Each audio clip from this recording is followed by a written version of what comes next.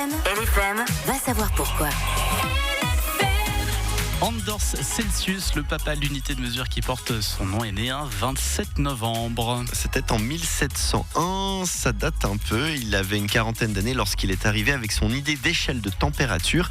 D'ailleurs, à quelle température, messieurs, dames, l'eau commence à bouillir ? 100 C'est un petit peu avant, c'est un peu moins, c'est à 90 degrés que ça démarre. À l'époque d'Anders, c'était à 0, alors qu'aujourd'hui à 0, qu'est-ce qui se passe avec l'eau ? Elle gèle. Exactement, elle passe à un état solide.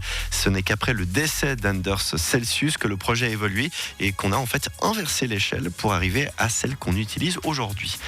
On parle donc de degrés Celsius, c'est l'unité commune pour la plus grande partie du monde, mais quelle est l'échelle utilisée par nos amis américains qui font tout différent lorsqu'il s'agit de mesures ? C'est Fahrenheit. Oui, qui sont plus anciens que les Celsius. Les Fahrenheit, ils étaient utilisés par les Britanniques et ils les ont logiquement amené leur méthode aux États-Unis. Alors si la majorité des pays utilisent la même unité de mesure, le Celsius, c'est parce qu'un événement international en 1948 l'a décidé ainsi.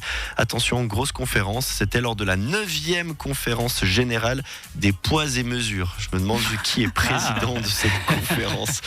Mais alors pourquoi, à ce moment-là, les États-Unis décident de faire différemment que tout le monde ?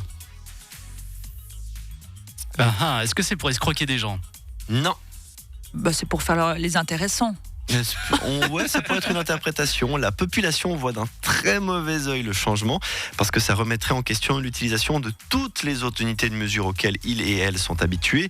Le gallon, le mile, le pouce.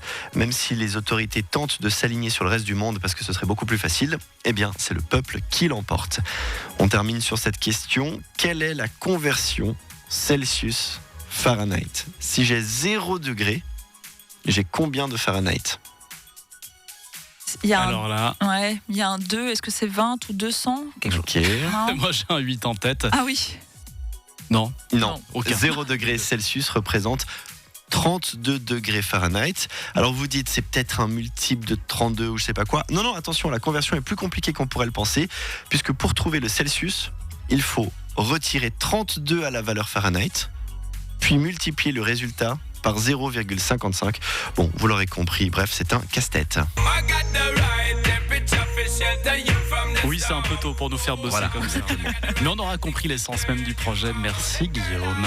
6h, 9h, Evan, Guillaume et Julie.